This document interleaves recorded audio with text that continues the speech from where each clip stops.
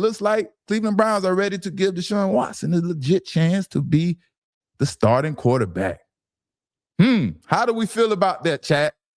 Deshaun Watson possibly being the starting quarterback for the Cleveland Browns. Now, this has always been a possibility. We talked about this several times, right? But now it is actually here. And the atmosphere in Cleveland sounds like they are pretty excited about this opportunity of Deshaun Watson, I guess, in this new coaching staff, Todd Monken, you know? But do we think Deshaun Watson can get back to glory days, playing like the all-pro quarterback he once was? Is it possible? It's definitely possible. But is it possible for Deshaun Watson, his mental state, everything that he has gone through since leaving Texans and, so on and so forth? Is it possible? Can he get back to those glory days, Or will Shedeur Sanders outplay Deshaun to win the starting job? Both scenarios are highly possible. Period. That's probably in everyone's opinion. Both scenarios are highly possible. Deshaun Watson can possibly be the starting quarterback and have a new future in Cleveland.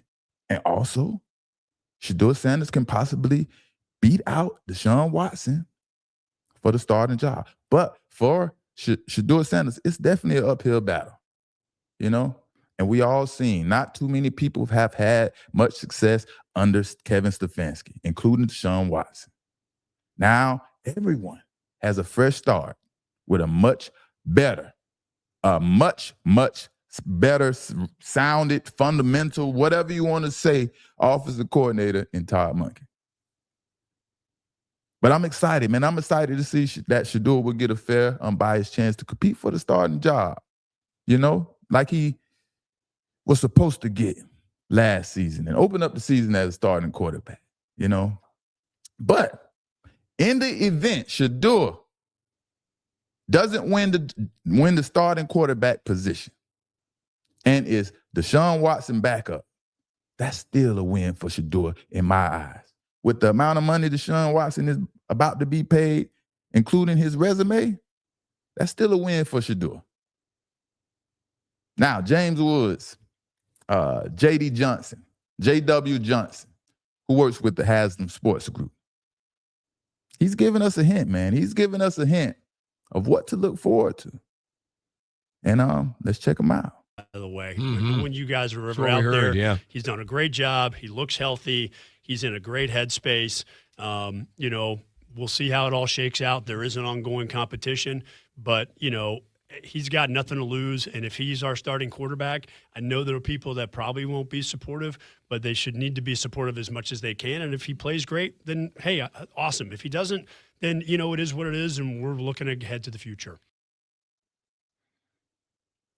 It's positive words, man, for Deshaun Watson moving forward, man. If he plays great, they all for it. Everybody's for it. And they understand. They understand a lot of people are going to have backlash and a lot of things to say if Deshaun Watson somehow, some way ends up being the quarterback and looks like the future for the Cleveland Browns.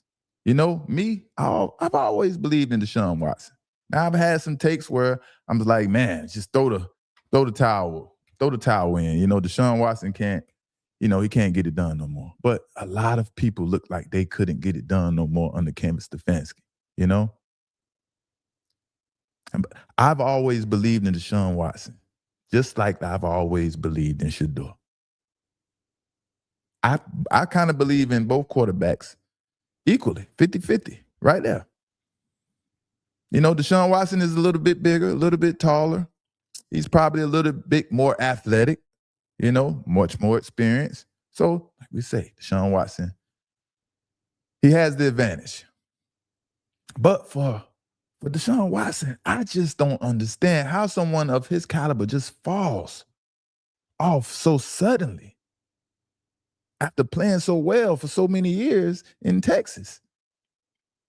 Of course, injuries can be a big factor for athletes overall. But for a quarterback, injuries aren't too hard to overcome. Watson is only 30 years of age, which is young for quarterbacks. So he has a lot of football left in him to play, right? Has a lot of football left in him. I don't know, man. But there are so many different scenarios I can think of that just doesn't make sense for the Cleveland Browns to make Deshaun Watson the starting quarterback. So many different scenarios. The best scenario for Deshaun Watson is it's a new head coach, a new coaching staff, so he can get a fresh start. But as far as the scenario goes, if Deshaun Watson wins the starting job and takes the Browns to the playoffs, we ain't gonna even say the Super Bowl, just say you take him to the playoffs. What's next? Are the Cleveland Browns going to franchise tag him? Would the Cleveland Browns possibly franchise tag Deshaun Watson? Or if he plays so well, do the Cleveland Browns trust Deshaun Watson and give him another massive, huge guaranteed contract and appoints Deshaun Watson the future of Cleveland Browns? Can he be trusted with that much wealth and that size of a contract again? Or the last scenario, if he plays good, make it to the playoffs, possibly the Super Bowl. I mean, that's probably like a 5-10% chance. Do they just let him walk? Do they just let him walk in free agency? Now, the possibilities of that is slim to none. But these are the scenarios. Ladies and gentlemen, these are the scenarios when they say Deshaun Watson is the word, the energy coming out of Cleveland is he is the favorite to be the quarterback. Now, everybody deserves a second chance, man. And I'm all here for it, man. I'm all for it. But I just want to know what's the solution down the line. You know, Cleveland won't even have any rights after 2026 to even try to trade or do anything with Deshaun Watson. He is an unrestricted free agent in 2027. So it's a one and done thing going on right now. You know what I mean? Now, if you hit him with the franchise tag, now you can possibly trade him, you know. What is it for the franchise tag? A couple of first rounders and things like that. That wouldn't make any sense at all. And it's no one with a right frame of mind is going to give up a couple of first round draft picks for Deshaun Watson and everything he has been through. And then you get to the draft, the Cleveland Browns. They had a really good draft. I like what they're doing. Todd Monken, he's putting his best foot forward. He's starting in the trenches. He's building that offensive line up because he understands how to win football games, how they did in Baltimore. So I like what Cleveland Browns have done in the draft. You know, and a new coaches are going to add another quarterback most of the times. And they added another quarterback to the quarterback room. You have to expect a new coach in his first draft with the new team to draft a quarterback somewhere in the draft. And that's what Todd Monken did. He drafted Taylor Green in the 6th round. And don't get it twisted. Taylor Green is a pretty good talent. He got real good size, agility, ability to run the football, escape the pocket, all of those things. Yeah. But I don't know. So he has 4 quarterbacks in the quarterback room, you know, man? You know what I mean? But one thing about Todd Monken, man, he loves him a black quarterback. Ain't nothing wrong with that, man. Ain't nothing wrong with that. Todd Monken sees the ability in these black quarterbacks, and he loves him a black quarterback. That's Deshaun Watson, Dylan Gabriel, Shedeur Sanders, and now Taylor Green. All on the roster at quarterback. 4 quarterbacks, kind of normal. But like I said, you need 2 starting quarterbacks to get through a season. if you want to win in the NFL. I don't see Todd Monken parting ways with any of these quarterbacks this season, but I can see practice squad being a strong possibility for any of these quarterbacks at some point during the season, or something transpires that was unexpected, or But if there was an odd man that was going to be an odd man out, I would say that was going to be Dillon Gabriel. I think we all would agree with that. Dillon Gabriel would be the odd man out. You know what I mean? But for Shedeur, man, I'm excited. I'm definitely excited. I'm excited. The new staff gives Shedeur Sanders a fresh start to his career and the support he probably needed that he never got during his rookie season. Yeah, so it's going to be a fresh start for him. Shedeur Sanders is out here. He continues to make the haters mad and level up on life, man. He's just got his degree, and they still love him out there. He's still a celebrity, His name is the algorithm, Everybody understands that. Shedeur is the algorithm, So if Shedeur Sanders pushes Deshaun Watson for that job, man, and it's even close. Listen to me. If Shedeur pushes Deshaun Watson for that job, and it is merely close at all. I mean, if Deshaun Watson is right here and Shedeur Sanders is right here or anywhere above that, I would go with Shedeur Sanders. I would make Shedeur Sanders a starter. Unless Deshaun Watson looks so promising.